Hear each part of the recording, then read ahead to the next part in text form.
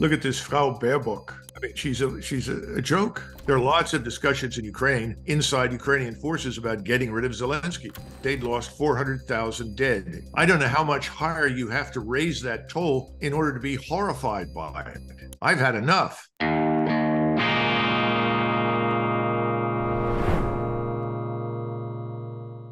Grüezi miteinander, ganz herzlich willkommen und einen wunderschönen guten Tag, meine sehr verehrten Damen und Herren, liebe Freunde aus nah und fern. Ich freue mich, Sie zu begrüßen zu einer sehr speziellen Spezialausgabe von Weltwoche Daily, die andere Sicht, unabhängig, kritisch, gut gelaunt, Anfangs September 2023. Exakt aufgezeichnet haben wir dieses Interview, das nachfolgende Interview am 5. September, aber lassen Sie sich von diesem Datum nicht beirren, denn das, was wir besprechen, hat Gültigkeit über den Tag hinaus. Wir gehen ins Grundsätzliche, wir gehen ins Bleibende und ich bin hoch erfreut, ich bin auch hoch geehrt, dass ich Ihnen vorstellen kann im Folgenden den amerikanischen Colonel außer Dienst, Douglas MacGregor. Douglas MacGregor gehört für mich zu den interessantesten Experten und Militärfachleuten in Sachen Ukraine-Krieg. Er ist nicht nur ein begnadeter Militär,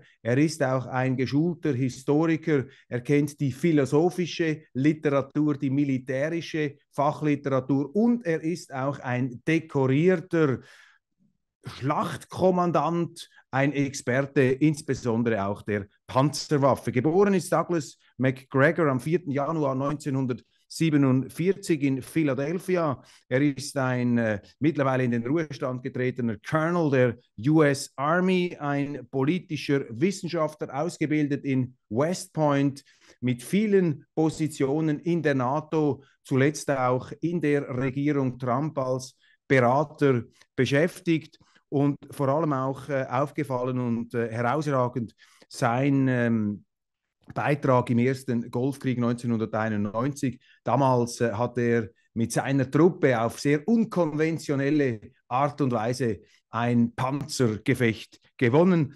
Douglas MacGregor ist der Autor vieler Bücher über militärgeschichtliche und auch militärstrategische Fragen. Er hat sich auf diversen Kanälen geäußert zum Ukraine-Krieg. Er vertritt dort unkonventionelle Auffassungen meiner Meinung, die es eben verdienen, gehört zu werden. Solche Positionsbezüge, wie sie Douglas MacGregor macht, sind bei uns Mangelware in der deutschsprachigen Publizistik und deshalb ist es eine ganz besondere Freude, wenn ich ihn gleich hier im Studio über eine Interkontinentalleitung begrüßen darf. Und nun freue ich mich, Ihnen das Interview zu präsentieren. Ich wünsche Ihnen viel lehrreiche Momente, viele Erkenntnisse und Denkanstöße. Reagieren Sie darauf, schreiben Sie uns, schreiben Sie mir, was Sie davon halten und kommen Sie auch mit Gegenargumenten. Wir stehen hier für Rede und Gegenrede. Jetzt das große Interview mit Colonel Douglas MacGregor. Well, Colonel MacGregor, this is a great honor and a pleasure to have you on the program of Weltwoche Daily.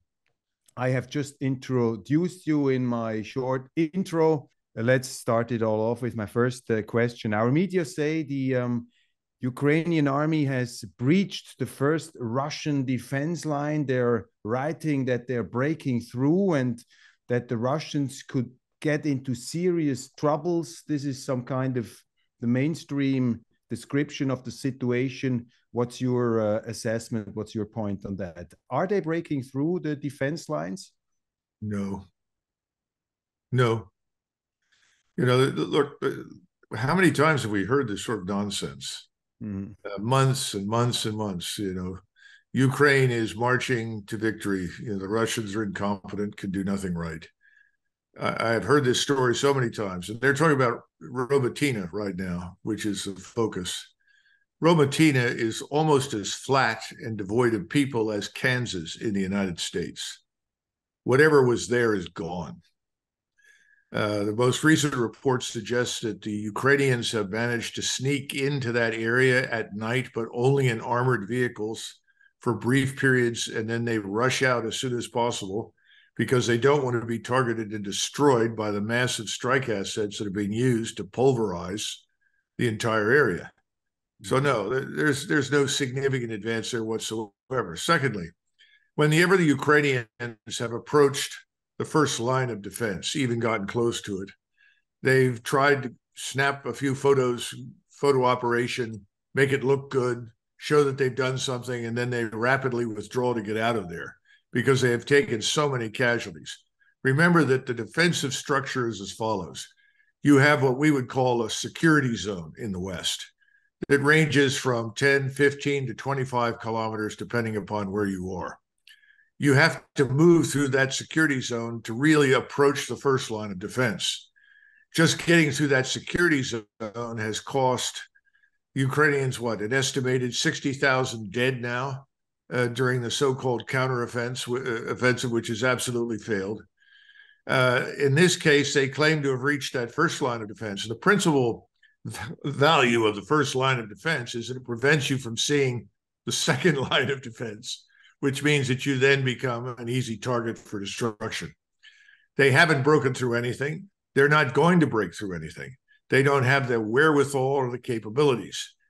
Everyone who's looked at this, who's remotely objective and not on the payroll for either the major cable news programs or the mainstream media, will tell you we cannot break through these defenses unless you can eliminate the overhead Russian intelligence, surveillance, and reconnaissance assets, which identify and target the Ukrainians. Right now, persistence, surveillance over Ukraine puts everything in Ukraine at risk. In other words, you can't go anywhere in that country without being observed. If you can be observed, you're going to be targeted. If you can be targeted, you're going to be hit with something. There's nothing the Russians can't target and destroy. We haven't been able to change that because we cannot destroy the overhead surveillance. Secondly, you've got to be able to counter the massive strike assets, which means you have to identify them and fire against them. Ukrainians can't do it. They don't have sufficient numbers of equipment. They don't have the ammunition. And everyone is looking at the Western equipment saying, well, it's behaving badly. The truth is the Western equipment is not bad, but it's in the hands of people who are unfamiliar with it. They're operating within a framework they don't know, and they don't have the requisite air and missile defense to prevent these forces on the ground from being destroyed. So the entire thing is a fiasco. Nothing is going to change unless the Russians want to change it. And thus far, the Russians have held 300,000 troops in reserve. They're moving very slowly up north and in the eastern part of Ukraine. I think they're going to eventually move further east and then north and probably surround Kharkov. But they're moving slowly, and they're allowing the Ukrainians to essentially sacrifice themselves in great numbers as they move forward up north. Meantime, the rest of the defensive line is intact, and the Russians are not rushing reinforcements anywhere. They don't need to. How big are the Ukrainian losses? I mean, from this, we don't hear too much in our media.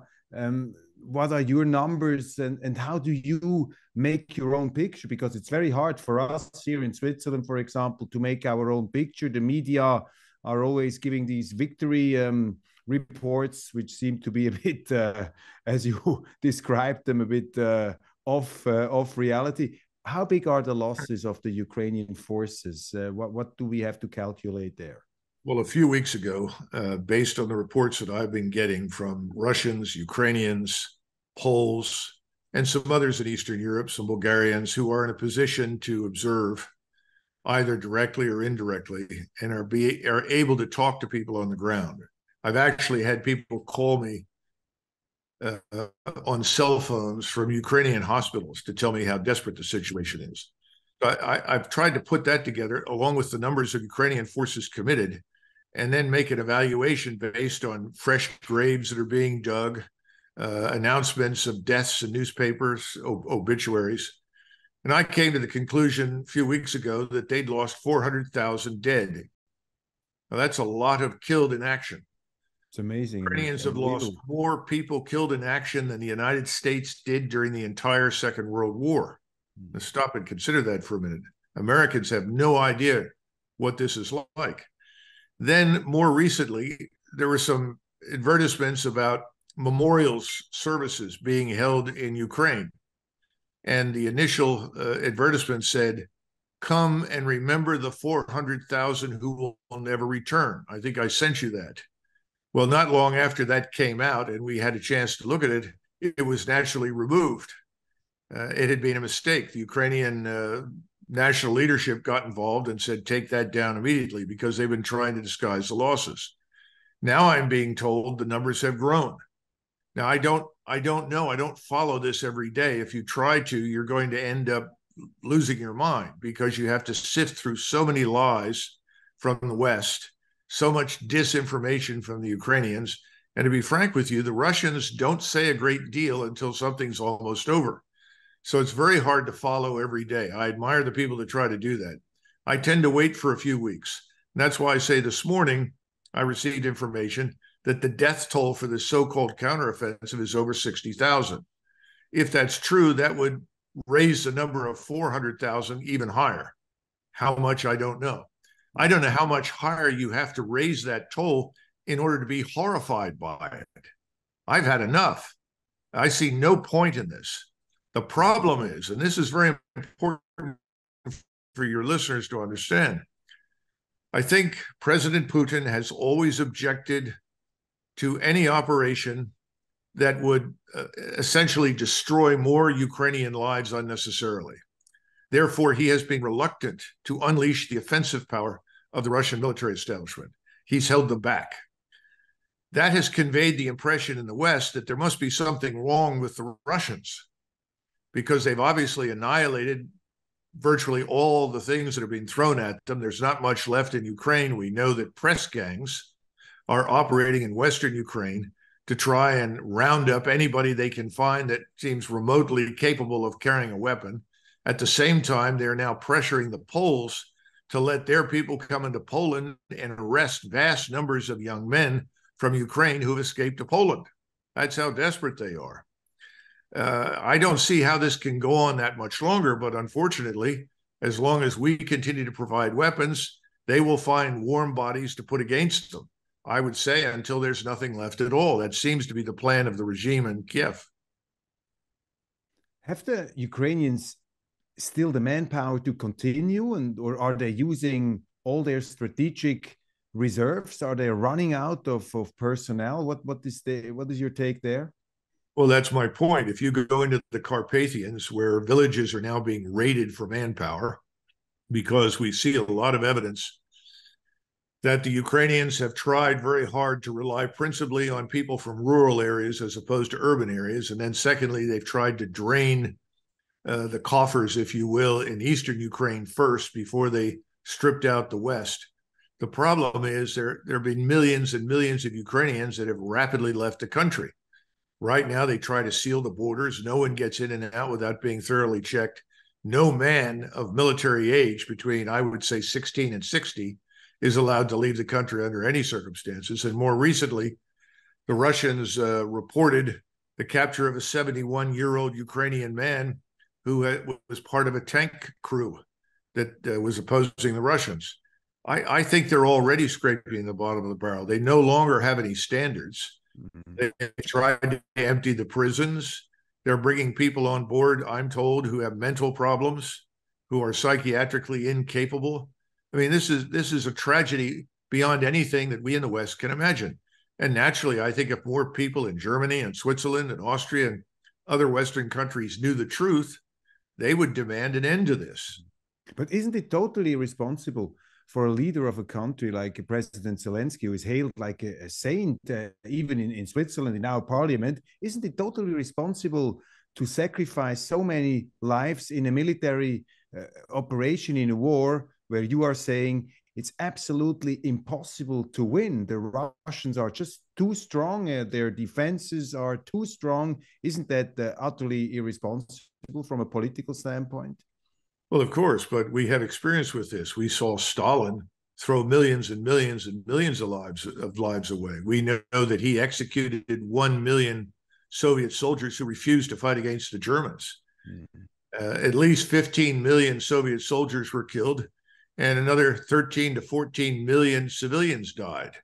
Stalin was a mass murderer on the same scale. We haven't seen that yet, but there's not much difference between him and Zelensky. The interesting thing about Hitler is that most of the heaviest losses occurred in the last 6 to 12 months of the war, when he seems to have decided to throw away life without compunction. But I don't think we've seen anything like this since probably Pol Pot in Cambodia. This is criminal. There's no question about it. But he was picked by this oligarch Kolomoisky, who's now supposedly being arrested for corruption, which seems a little late in the game. But Kolomoisky picked him, groomed him, and essentially installed him as president. Remember, Zelensky ran on a platform of peace and then rapidly turned in the opposite direction. This is a tragic set of circumstances, but one can only assume that Zelensky is doing what the people in Washington and London and probably Paris want him to do. And I'm told he has to be guarded 24 hours a day, 7 days a week. There are lots of discussions in Ukraine, inside Ukrainian forces, about getting rid of Zelensky. How do you explain the coverage of our media? I mean, they're so far away from these kind of analysis. They're still in some kind of victory mode. Well, somehow you see one or two articles in our media saying, well, the offensive is not going as well as expected. But what's your comment on the coverage of our mainstream media? I urge everyone who asks the same question in the United States to look at the people who own the media, the people that control the financial system, the people at the top of the government. Who are they? Where did they come from? We have a ruling political class in this country that has emerged over the last 20 years. They've always been with us, but they've never been in power as they are right now. That is probably the most radically leftist elite that we've ever had.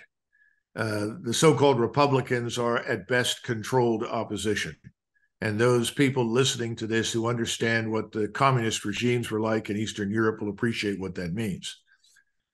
You in Europe have to do the same thing. Who are the people with the financial power to build up governments with their favored personalities, the people they like? Where are the people who have been governing you for the last 25, 30 years coming from? What do they represent? I think you're dealing with another class of people that emerged during the post-war years with a set of attitudes and values. And they're also beholden, I would argue, to many of the same people that ours are. You have not just domestic or national oligarchs with billions of dollars or euros at their disposal. You have international figures. These people are very difficult to defeat because they can buy up politicians, buy up political support. And in Washington, people are reluctant to tell the truth and to move to a different position until they see absolute evidence that the people that put them where they are can't harm them. In other words, people are afraid. Look what happens in much of Europe. You stand up and say, well, I think this war in Russia is wrong. Well, why? We have to destroy Russia. And somebody says, why? Well, Russia's evil. Well, why? It's not communist. Well, it's bad. Well, why? And you get the same thing. Well, if you talk like this, you have to be censored. In England, they're talking about putting people in jail. I mean, it's incomprehensible. Talk about free speech. It's the antithesis of it. One wonders why we bothered fighting the last World War. It's appalling. So I can't tell you these 5 people are responsible in Germany or Switzerland or France. I'm telling you and the people listening, go find out who's bankrolled by whom. My experience is follow the money. If you follow the money, you'll get an answer. How deep are the Americans involved in this war? Are they totally into it? Is Zelensky actually taking orders from Washington? How deeply are they involved? Well, first of all, the average American is completely disinterested. I would argue the average American may or may not know very much about this thing called the North Atlantic Treaty Organization, or NATO. Americans aren't even aware of the numbers of troops that we have on the ground today in Poland and Romania or in the Baltic littoral.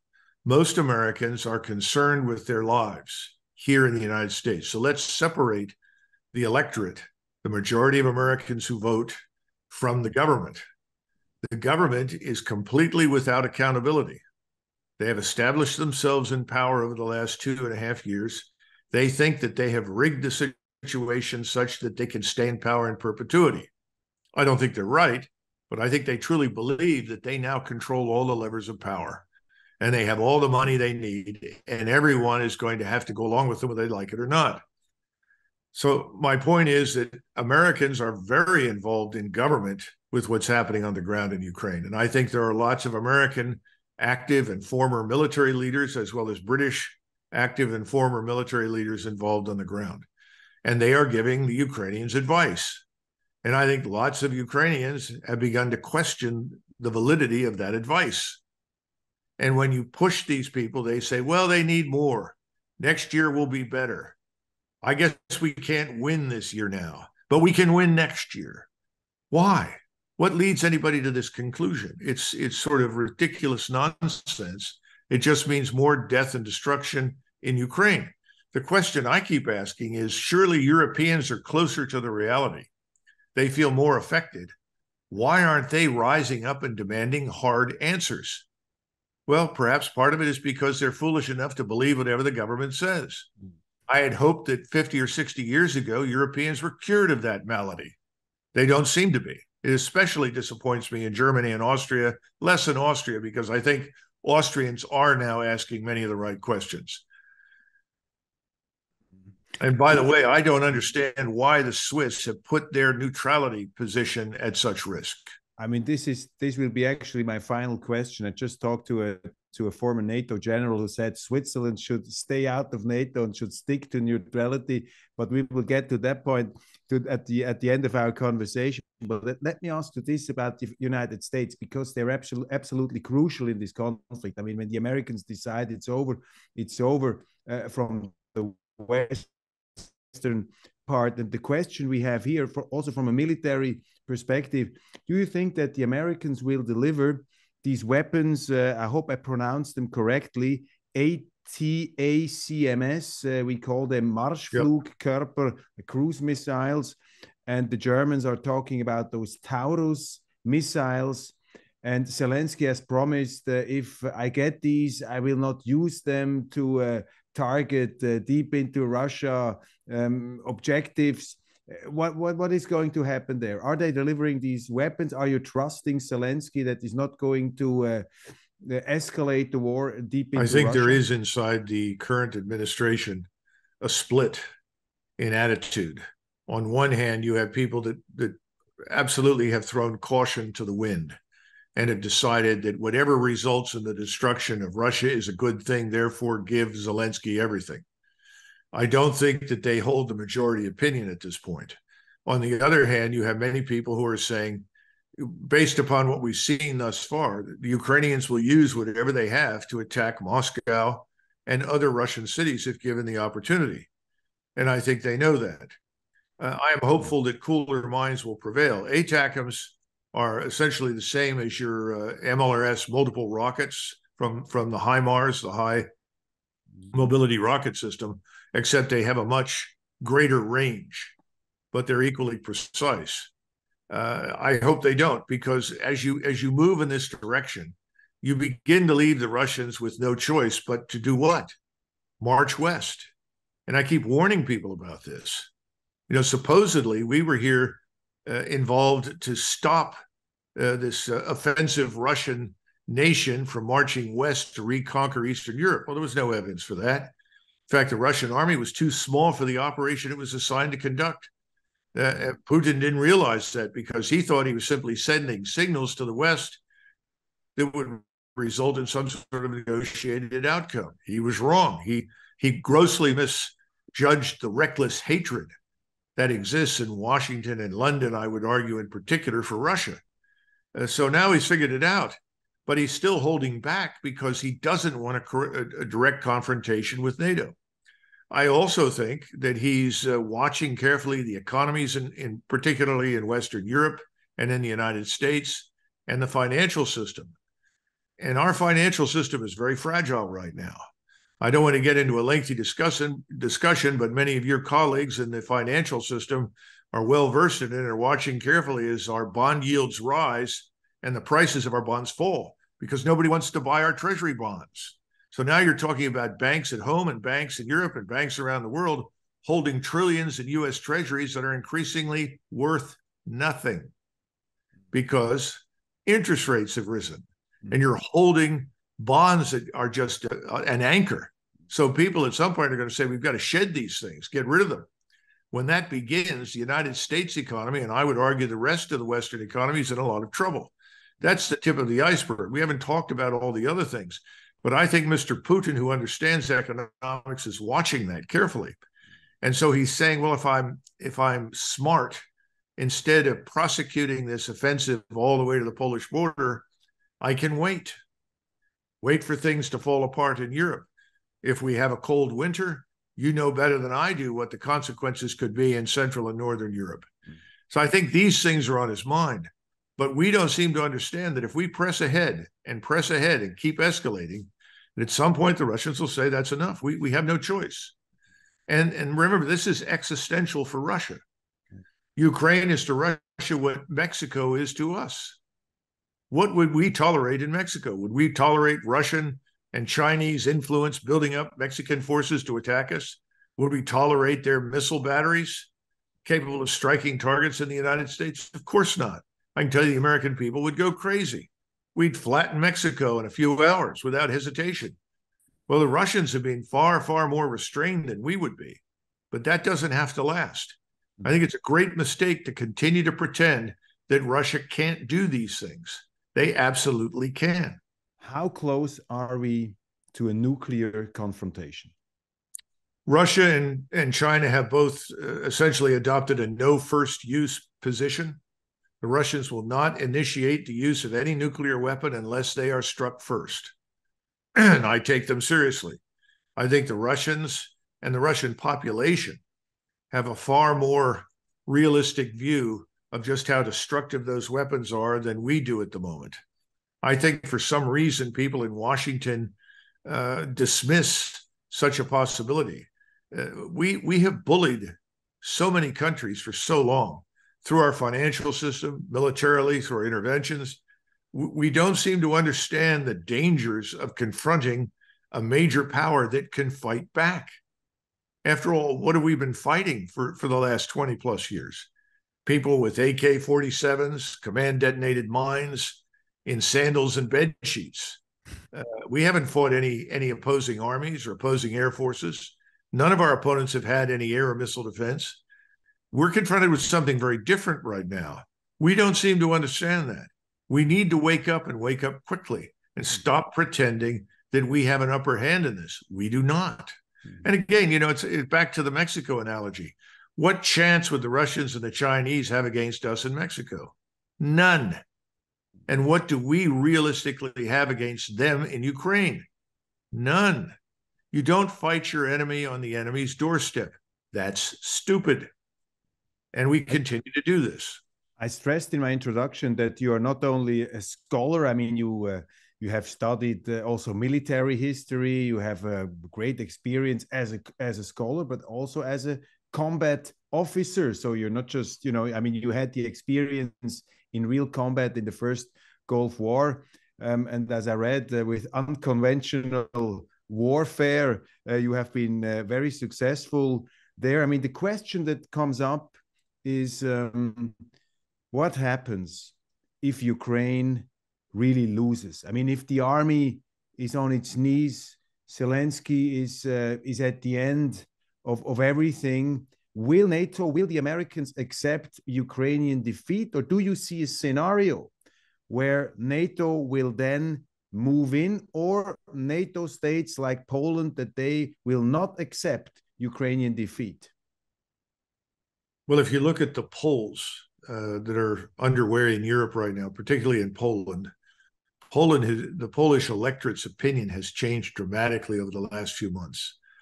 At some point, they were more than 68% willing to directly engage in the war if necessary. Today, 56% of Poles who are voters in Poland have said, well, we'll continue to support the Ukrainians, but we will not under any circumstances intervene in Western Ukraine with Polish troops. The Poles have an election on the 15th of October. I have a feeling that we're going to learn a great deal from that election, and this current government that has been prosecuting this war against Russia and Ukraine may find itself in a very fragile position. My point is, I think the European electorates have begun to say, we really don't want to go to war with Russia. So why are you going to war with Russia? It has not yet caught up with Chancellor Scholz, whose approval rating at this point is about 31%. But I suspect on the current track, if the Germans continue on the current track with their government, he won't last. I think Mr. Macron is in a very weak position right now. I'm surprised he's still there.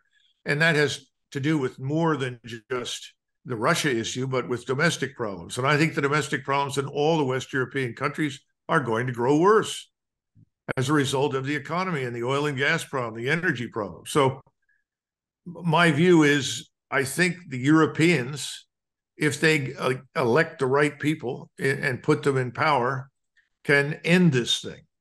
Mm-hmm. But Washington won't. Mm-hmm. No one in Washington is prepared to stand up and say, well, you know, we were wrong. We misjudged Russia. Our underlying assumptions were wrong. Russia is not just a gas station with nuclear weapons. Russia is a rich and powerful state, rich in resources, has the best technology, has excellent weaponry, has good forces. Its population is firmly behind its government. So I think in our case, no one will say that. And so they would rather let it drag on and drag on and drag on. And at some point, they'll change the subject here. That's what happened to us in Vietnam. Yeah. I mean, I lived through that. Suddenly we stopped talking about Vietnam and everybody said, well, what happened to Vietnam? I often ask people, what happened to the global caliphate? Oh, well, that's gone. Now Russia's number one. Well, wait a minute now. Russia's not the big problem. It's really China. China, that's the problem. I think you're going to hear more of that nonsense. We have a bad habit of behaving this way. Remember, we're a maritime power historically, like the British. Mm-hmm. We sail into the place, we do things, and when things go badly for us, we sail home. Yeah. You live there. Remember what Charles de Gaulle said. The problem for Europe is Britain is an island and Americans don't live in Europe. That's still a huge problem. Mm-hmm. You need to wake up. That's the problem with all these alliance structures. Yeah. And we see now that some kind of blame game seems to have started also from Washington, people saying Zelensky is not doing a good job. I talked to Viktor Orban recently. I asked him, what is the main lesson you took from this war? And he said to me, well, the main lesson is that Europe doesn't exist. Europe has just vanished from the stage. We do not exist anymore. It's a terrible experience. What is the most important lesson you took out of this war so far? Well, it's interesting that Orban made the comment he did, because I think it was in the 1870s, Gorshakov, who was the foreign minister for the Tsar at the time, sent a letter to, along with a document for his inspection, to Chancellor Bismarck. Mm-hmm. And the note said, what happened to the concert of Europe? He was decrying the fact that all Europeans were not united and so forth. And Bismarck wrote in the margins, what is the concert of Europe? Right? Europe has never been Europe. Europe breaks down, and I grow so tired of this. I remember sitting in Vienna, listening to enthusiastic Austrians extolling the virtues of the euro, and the euro would be a big success, and Europe was going to be united on and on and on back in 1998, 1999. And I said, well, you have different cultural spheres. The view from Berlin is not the same as the view from Madrid. The view from Rome is different from the view in Berlin. The view from Stockholm is closer to Berlin's view. Mm-hmm. Now, the point is, I see Europe breaking down into different security zones. When I was at Supreme Headquarters Allied Powers Europe, we once concluded that there was only one unifying force in the NATO alliance. That was almost universal dislike of France, because it was no longer an enemy in Russia. I mean, I think people are unrealistic in Europe to think that these things don't matter. Culture, religion, ethnicity, language, all of these things are meaningful. Mm-hmm. We have tried to paper it over. And unfortunately, many of you have tried to imitate us. And I think that's gotten you into a lot of trouble. You're Europeans. You are not the United States of Europe. You're not Americans. Mm-hmm. We, on the other hand, I think have not learned anything. We are beginning to have a groundswell of support in the electorate for what I would call non-intervention. People are beginning to say, well, wait a minute, why are we doing this? We intervened in Vietnam. That didn't work out well. We intervened all over the Middle East. The place is a disaster. Everywhere we go, we create conditions that are worse than the ones that we found. Countries that were formerly either disinterested in us or neutral have now become enemies. So why are we doing this? That hasn't hit Washington yet. I think when we go through our financial crisis again, which I think is going to be much worse than 2008, you will see more and more of that in the United States. This business of interventionism is an unnatural thing for us. We are an empire from the Atlantic to the Pacific. We don't need anything else. Mm. And that was the view very early in our history. I think we're going to go back to that. Mm. But thus far, the government in Washington has learned nothing. Mm. But the clear strategic lesson is, if you don't have to fight 6,000, 7,000, 8,000 miles from home, don't do it. I mean, that's common sense. Common sense. Let's talk about ending the war, Colonel MacGregor. There's a famous quotation, of course, everybody knows, but everybody forgets all the time. The famous quotation, of course, is Karl von Clausewitz.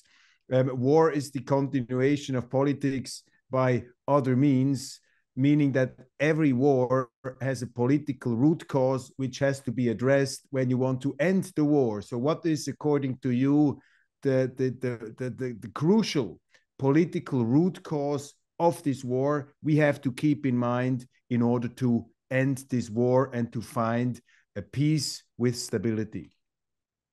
Well, first, if you'll allow me just a modest correction. In German, Clausewitz wrote, mit anderen Mitteln. Right. We say by other means. It's the wrong translation. Okay. I is very different from with. Mm-hmm. So he said with other means. And he was right. War does continue with other means that's always there. Political conflict is always with us. Whether or not you opt for the military solution is another matter.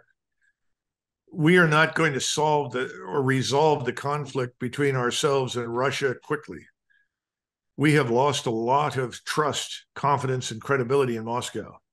If you go back 30 years ago, in fact, I can go back to 2001 when I was in Moscow, I encountered no hostility to the United States at all. If anything, I encountered a great deal of relief that this insanity called the Cold War was over. And people that I spoke to very much looked forward, and these were senior officers in the Russian military establishment, very much looked forward to a better future. And if you recall, Solzhenitsyn said the war between East and West is over. The new war between North and South is just beginning. Now, I don't really want a war with the South either, but his point was right. This is artificially created by Washington and its vassal states in Europe. War with Russia, it's unnecessary. Russia presents no threat. Now, Russia today is far more powerful than it was in the 1980s. People are beginning to figure that out. And this Russian military establishment is much better than the Soviet armed forces that I personally saw. These are very thoughtful soldiers, officers capable of taking initiative. All the propaganda you're hearing about the Russians is wrong. Now, how do you end this? The number one thing that has to happen is to suspend aid to Ukraine. Now, it would be best if we did that. We are reluctant to do it. We're reluctant to do it for many reasons. One is it proves that we were wrong and we've lost. Secondly, we don't want to do it because there are a lot of people making a lot of money by shipping equipment into Eastern Europe and into Ukraine, and essentially moving cash from the Pentagon into defense industries that also finds a home on the Hill. In other words, it's a money-making proposition, unfortunately, in Washington. But the number one thing is to suspend aid. Mm-hmm. A European power needs to stand up and do that, a leading power. And I always thought wrongly, obviously, that Berlin would finally step forward, because Berlin has always been the one with the appreciation for what was real or not real in Russia. A much more sober-minded analysis was always to be found in Berlin. It's being destroyed. Berlin is now populated by people who are as deranged, in my view, and unclear about the real world as the people ruling us. But that's what has to happen. As soon as aid is suspended, it's effectively on the road to an end. Now, you hear various people like Professor Mearsheimer, who argues that Russia wants a dysfunctional rump state in Ukraine. I think what Russia wants is a neutral Ukraine. I think what Russia wants is a Ukraine that is not hostile or an enemy of Russia, which is one of the reasons that he's held back the use of his military power. He may not be able to get everything he wants, but I think he could accept the neutrality, certainly on the Austrian model. That would work for him and work for the Russians.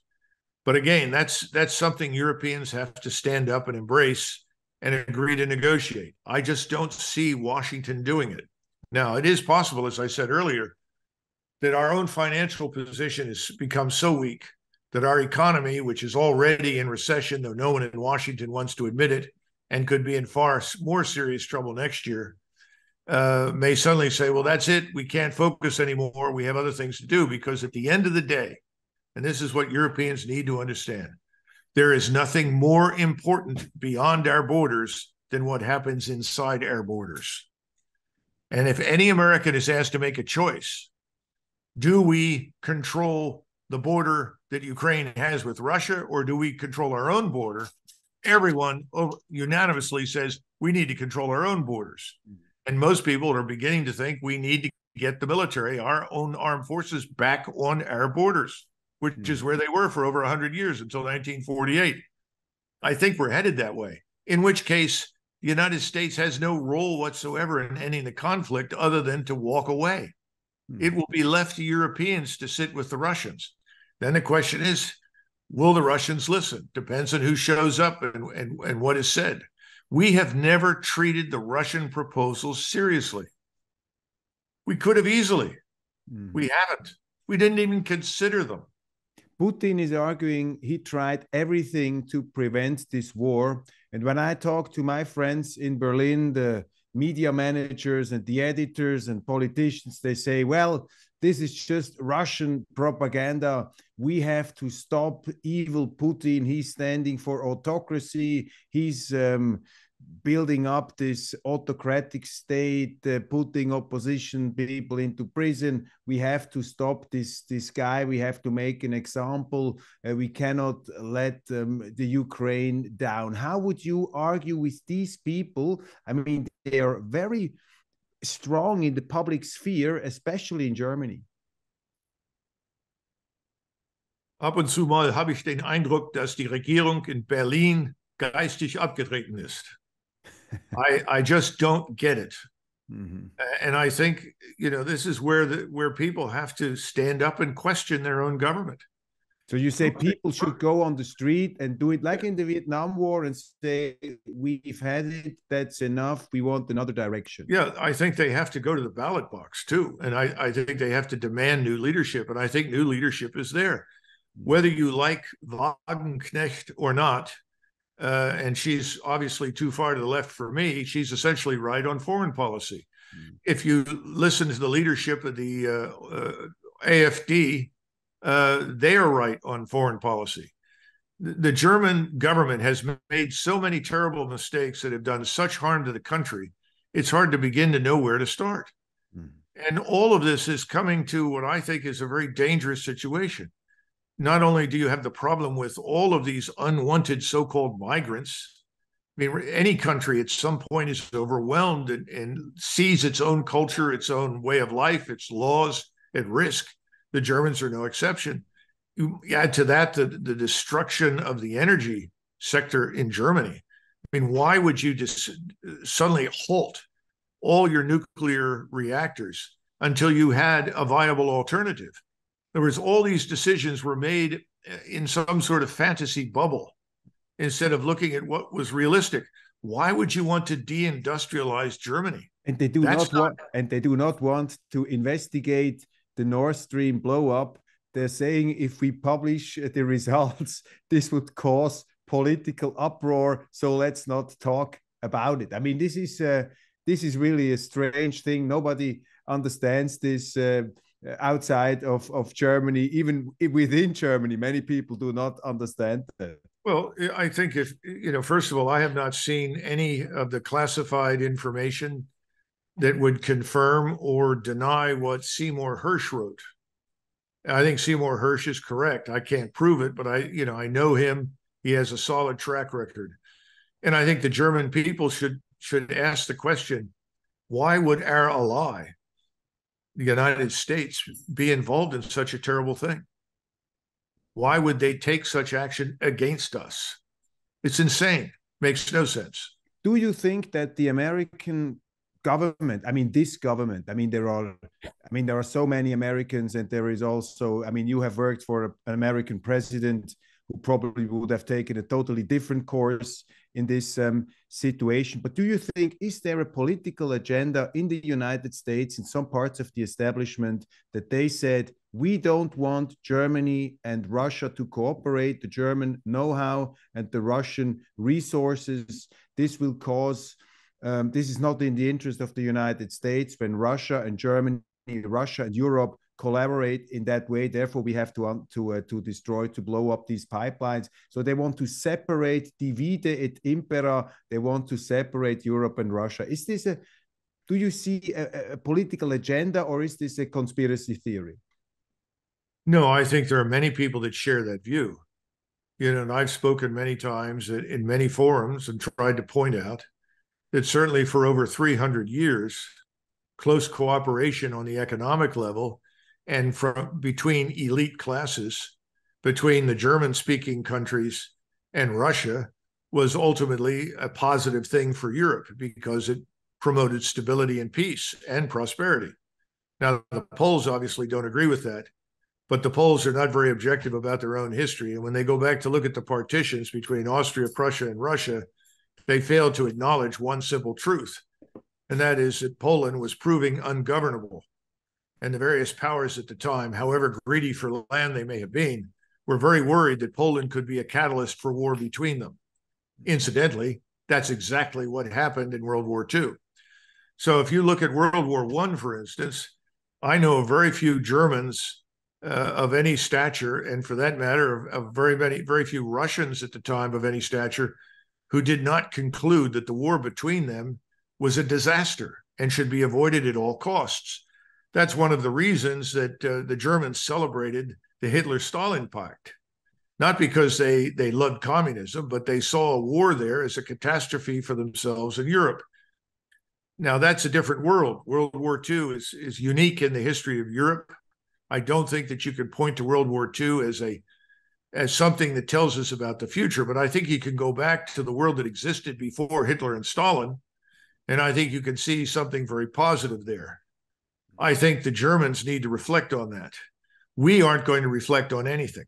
And the simple matter is that most Americans don't know anything about Europe, even those who have spent time here. Listen to the ambassadors that sit in your capitals, Americans, and some of the utterly ridiculous things they say. I mean, they know nothing about Europe. The American ambassador in Bern said, compared Switzerland to the hole in a donut, which caused some diplomatic uproar. Before we talk about the United States and end our conversation, I would like to ask you, do you see a perspective that Russia and Europe could find peace again in the near future? I mean, one could argue Putin has no ground for trust after Chancellor Merkel said, well, we didn't mean it seriously. Those contracts in Minsk, we just wanted to buy time. So is this Russian, European, German cooperation model, is that gone for good or for a very long time? Or do you see a silver lining? This can be reconstructed rather handily in the near future? Well, I'm many things, but I'm not a prophet. The only thing I can tell you is that the first step is to end this conflict, to stop it. And that's where the Germans and the French and others must stand up and finally say, we've gone as far as we can with you, Washington. We can go no further. We're going to end this. This is not in our interest. It is not in the interest of Russia. It's not in the interest of the Ukrainians. I think that can happen. Now, how long will it be before there is a measure of trust and confidence? That's hard to tell. I would expect at least a decade to pass. But if you can make peace, end the killing, then there's an opportunity to rebuild the economic relationships. And as those expand and improve, then I think on a cultural, political, elite level, you can get a better relationship. Mm-hmm. But all of it really, as always in Europe, devolves around France and Germany. You know, people, Metternich used to say, if Paris sneezes, Europe gets a cold. He was right. And I think a lot of what happens in Paris is very important for Europe. That's why I think Macron's departure is so important. Mm-hmm. But Germany is the keystone in the larger scientific, industrial, economic edifice that we call European power. Mm-hmm. So they have a role to play. So these two capitals will make or break what you've just described. Mm-hmm. They're not going to be encouraged by us to do anything. Again, for us, meddling in other people's affairs has not cost us very much. That's the problem. And when things don't go well, we walk away. We will walk away from this war in Ukraine. Believe me. Yeah. I don't know how soon, but we will. The question is, what are you going to do? Mm-hmm. I mean, still America, of course, is such an important world power. But America from a long distance from here doesn't seem in a very stable shape at the moment as far as the political establishment is concerned. It seems to be torn between two camps, between these people, I would call them the woke foreign policy hawks, the neoconservatives who want to make every conflict into a crusade. And then you have people like yourself, probably like former President Donald Trump, who are more realists, Republicans in the classical sense. Where are the United States heading? What is like in this process of soul searching or soul fighting? Where are the United States heading? What's your intuition there? I think the electorate is very uncomfortable with the policies that have led to a drop in the standard of living here in the United States. We've adjusted numbers for unemployment 7 times over the last year. Our economy is not strong. The underlying fundamentals are not good. The stock market is not much of an indicator. I mean, in June of 1929, the U.S. Treasury Secretary, a gentleman named Mellon, told everyone in the United States, we live in an era of unbroken prosperity. And a few months later, everything collapsed. Now, not everything immediately, but that was the beginning of a larger collapse that then stretched into the 1930s. I think Americans are, once again, very focused on what happens at home. And the people that are sitting on the Hill right now are finding it increasingly difficult to justify vast sums of money going to this war in Ukraine, or for that matter, going into the pockets of 2.3 million illegal border crossers, because we are now paying them on a monthly basis $2,200, and the average retiree in the United States who's paid into the Social Security Fund all of his life only receives $1,400 a month. And these migrants, or illegal border crossers, as we prefer to call them, are also getting free health care, free housing, whatever the government can provide. And we have people living on the streets. Poverty has risen inside the United States. Our educational system is in ruins. This is not going to end well for us. I would say that we are probably just a few steps behind the French in what you've seen happen in Paris and Marseille and other cities. Mm-hmm. When that's going to break into the open again, I can't predict, but we're not far from it. Those things militate against further involvement in Ukraine. And you can write off all this nonsense about a war with China. That's not going to happen. That is another fiction created by the defense community and people in Washington to keep the money flowing. Chinese aren't interested in a war. Absolutely not. They've got their own problems. I hope your financial analysts are watching what's happening in China. It's getting pretty desperate in that country. People, China is not a Western state. It doesn't go to war because it has problems at home. It never has. Again, no one pays attention to history, culture, geography, people. It's awful. In the United States, we don't appreciate it. Unfortunately, in Europe, you've tended to follow that example more recently. You need to get back to basics and understand what you're dealing with. Is President Donald Trump the greatest hope for peace at the moment in the West? I mean, I say that as a provocative question. I've never been one of those journalists in the German-speaking part of the world attacking Donald Trump. We published different opinions, of course, in the WELTWOCHE, and we defended him because everybody was attacking him. But I talked to a friend in Berlin recently, and he said to me, "Well, please don't say that I told you that. But for me, President Trump is the last hope of civilization." What do you say about that assessment? You worked for President Trump. Isn't he the man who could make peace with President Putin in the old-fashioned way in a very short period of time? I think that President Trump could bring the conflict to an end by doing a couple of things. First is to suspend all aid, any more military aid to Ukraine, to withdraw or disengage all of our forces, soldiers, officers on the ground in Ukraine as advisors or support staffs, and to start removing our forces from Poland and Romania and the Baltic littoral. I think those things would go a long way to cooling this off. That's what the Russians will demand. It doesn't make any difference who's president. That's something that I know President Trump would eagerly do, because again, I know that President Trump wanted the Europeans to be their own first responders. What I mean by that is that first, be prepared to defend yourselves, and we will come and support you, but you should be prepared to defend yourselves first without asking us to come in and fill that void. So I'm sure that's the case. I think also Robert F. Kennedy Jr., who is rising in the polls on the other side, is someone else very much like Trump in the sense that he would follow a similar formula. I think that if you look at those two men and you look at the support that they have, a majority of the American electorate wants to end the war in Ukraine. There's no question about it. So you had to form a great coalition between Kennedy and Trump. This would that be a winning ticket in the next election? Oh, I'm sure that it would, but the probability of that occurring is very low for all sorts of reasons. And this two-party system is increasingly a facade.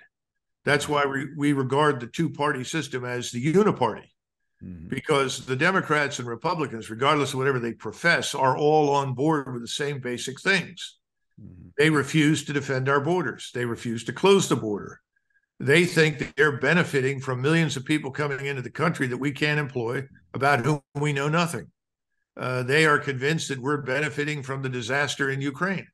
I don't see how anybody could do that, but I think it's also because they're receiving huge donations from very wealthy forces, billionaires who want these things to continue. So I don't hold out much hope for Washington. Now, does that mean that Trump or Kennedy couldn't win? No, it's possible that they could, but it's going to be a tough fight. It's going to be ugly. And again, that's why I go back to Paris and I say that we're only a short few steps behind Paris. And I don't know when that's going to become clear, but it will be. In the meantime, though, as Europeans, you've got to take control of your own destiny. You can't wait around for good news to come out of Washington. So I would go back to your colleague in Berlin, tell him to grow up, act like a German. And don't hope for a president of the United States. Do the right thing on your own. You mentioned Switzerland. Of course, we have to end this conversation on Switzerland. Of course, we have the discussion that in our country, in our political arena, that Switzerland should abolish neutrality or diminish neutrality, and even the membership of NATO is a perspective in our political discourse. You are an experienced army man. You are knowledgeable in history. You know Europe. What is your advice to Switzerland?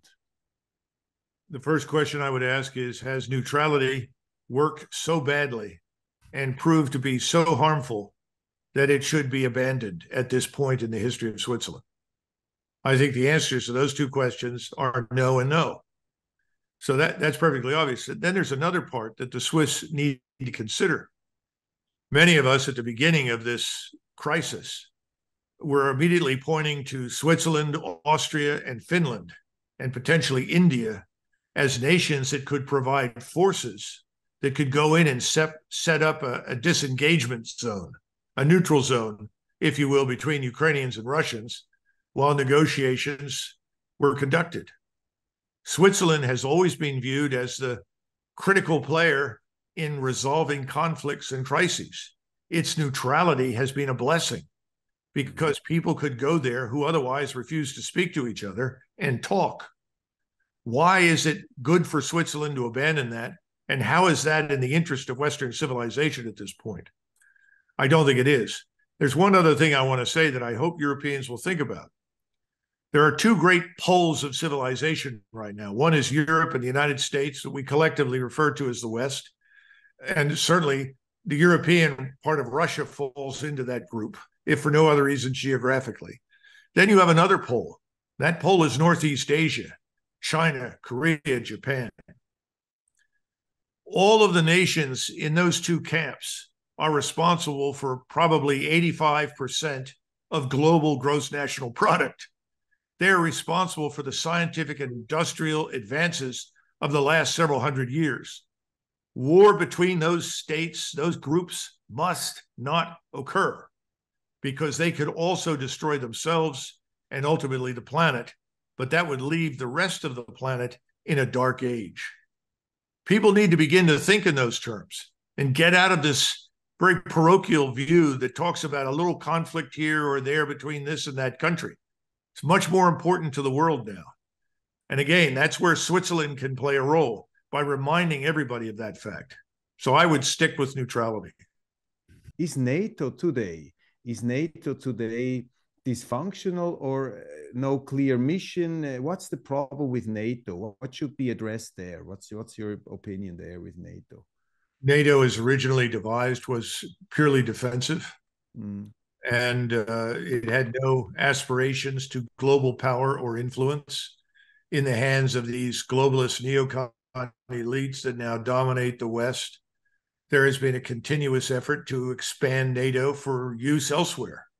We saw this happen in the Balkans, and that was sheer misuse, in my judgment, of the alliance. And I didn't think at the time it was a good idea. I still don't. I would argue that any alliance that has 32 members is inherently dysfunctional. I don't know what anybody expects from it. If I were a Russian, I would laugh at it because the Russians have the advantage of unity of effort and unity of command. There's no unity of effort or unity of command in Europe. So who are we kidding when they say, well, we're much more powerful than Russia? Really? I see all those Spaniards, Italians, Frenchmen, and Norwegians, suiting up, putting on their gear and marching east, don't you? Of course not. It's ridiculous nonsense. So, this alliance, I think, is ultimately going to fall apart as a result of this conflict in Ukraine.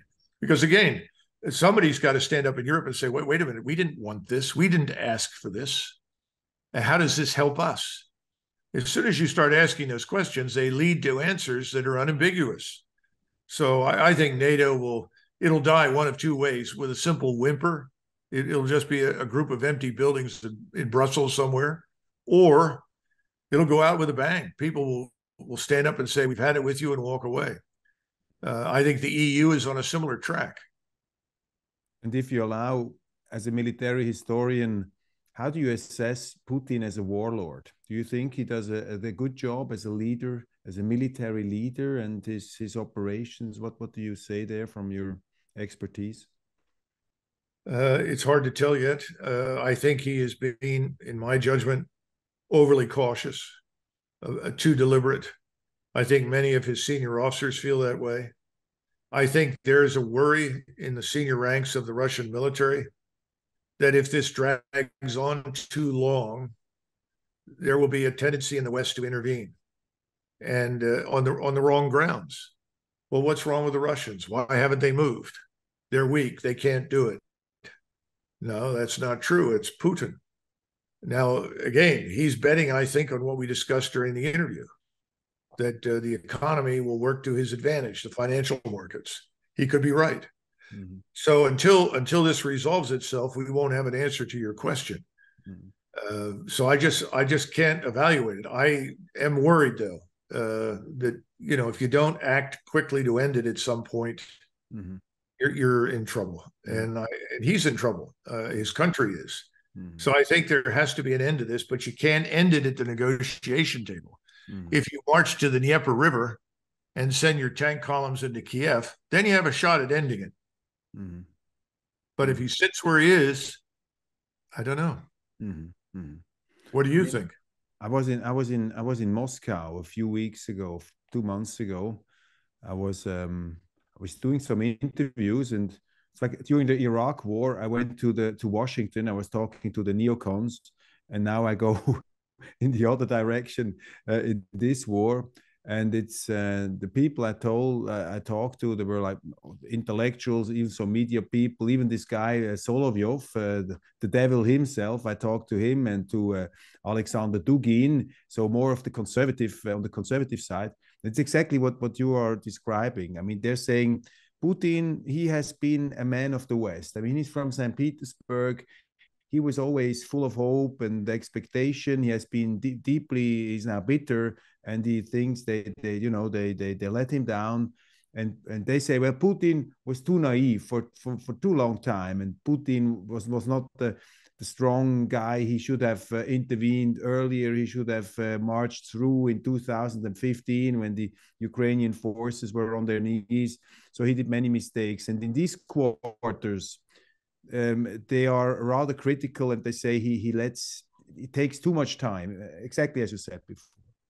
That was an impression. Only time will tell us, but they could be right. I share their fear. Of course, the other thing is that Putin, he wants to live with the West. Right. Some of these maniacs in Moscow don't get it. We need to live with each other. Absolutely. But Zelensky cannot win this. I mean, Ukraine cannot win the war. Therefore, I mean, this is as bad as it is for Ukraine. Still, we can say this scenario that this war could drag on forever, probably not. No. And the other thing is, if we try to instigate a form of guerrilla warfare in the West, the Russians will just crush the West. In other words, Western Ukraine will become a desert. Yeah. So, we've got to wake up and understand that there's no future for that. Mm-hmm. We don't want that. Sure. We want to get this over with. We want to live together. Yeah. And I think that's what Putin wants. Mm-hmm. And I think we should approach him with the same goal in mind. And again, I don't expect flowers to break out and music to play, but we can get into a better place. But I do worry about some of the others. I worry about people who could replace Putin, who are not Prigozhin? How did you assess this whole Prigozhin and Wagner episode? An old friend of mine who's Russian, he said, "Look, Doug, these are just three mafia bosses arguing over something. Don't get excited." And I think there's a lot of truth in that, between Gerasimov and Putin and Prigozhin. I don't think Prigozhin was murdered. I could be wrong, but I don't think so. And you can do away with him under much better circumstances if that's your desire. Putin is not that sort of person. So I think I don't attach much significance to it, except that I think Prigozhin, in his own way, was speaking for some of the same people you were citing earlier. And he's a hero inside Russia because they see him as the kind of committed nationalist that says, screw this, let's crush these Ukrainians and get it over with. That's all right, as long as Putin's in charge, because the crushing can be contained. The problem happens when you get someone other than Putin and the crushing is not contained, and it becomes a real horrible event. I think that's what he's worried about. Are you existentially an optimist or are you a pessimist? No, I'm an optimist. Yeah. I think we'll get past this. I do not see a world war ensuing. I think for all the reasons we discussed, I think for economic, financial reasons, we're all sinking. Mm-hmm. You know, we're going down on our various ships. This is a bad time to wage war. Mm-hmm. Russia is not. They have the advantage. Mm-hmm. They've insulated themselves from us. Very smart. Mm-hmm. And now I think we're going to see most of the rest of the world do the same thing. And I think our fiat currency system's in a lot of trouble. Mm-hmm. So no, I don't see a world war breaking out. And I don't, as much as I dislike these people in Washington, they are not insane. Mm-hmm. They're not going to push the proverbial button and court nuclear catastrophe. Do you take this BRICS development seriously? I mean, this is also a kind of a shift, you know, which is, I mean, it's crazy. I mean, the United States, they say we are for the self-determination of peoples. And then those people have been enabled by globalization to have some degree of self-determination. They go together with Russia and China, and not with the United States. I mean, it's a phenomenon. I mean, it's striking. But we've done it to ourselves. Yeah. And unfortunately, you've joined us. Mm-hmm. So you're on the same road into hell with us now. Mm-hmm. And we have been in this business of lecturing the rest of the world on how they should live. What they should do. The rest of the world's sick of it. They don't want to hear about it anymore. Yeah. And the other thing is this is de-dollarization. Because if you trade in our currency, you use the SWIFT system, you go through our financial markets, you're screwed. Mm-hmm. Mm-hmm. They don't want to be screwed anymore. I mean, the World Bank is just an instrument of our use. What do we do with it? We tell people what crops to grow, what crops to export. I mean, this is ridiculous. No. The world's had it. You know, this was fine to some extent in 1960. That was a different world. We were all still recovering from the Second War.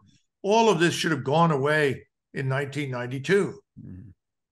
And instead, what did we do? We tried to re-weaponize everything, hold it together, and then hurl it at everyone else. What a catastrophe. Also in Germany, by the way, I mean, it's so much tension is in there. Well, look at this Frau Baerbock. Mm. I mean, she's a joke. Yeah. He goes to Moscow and refuses to shake the hand of Lavrov, whom I have met. Lavrov is an extraordinarily intelligent, refined human being. Absolutely. He's always a gentleman. And I cannot imagine, you know, anybody treating him that way in Germany. But for reasons that make no sense, that seems to be popular. They have joined us in the kindergarten. We have this childlike view of the world. It makes no sense. They decided to adopt it. Colonel MacGregor, many thanks for that conversation. Very enlightening and far-reaching. A great privilege, a great honor to have your time here and your wisdom and your insight. Many thanks. I hope we can stay in touch. We can continue the conversation in the spirit of friendly coexistence between the great civilizations, even though using a word that good old Khrushchev, I think, introduced into our language, but we can, as eclectics, we can adapt that too. Many, many thanks for your participation in this interview. All the best to you, and please continue with your insights against the grain, against conventional wisdom that we have in the media, in so many fields in politics. All the best to you and to the United States. Thank you. Okay, same to you. Thank you very much.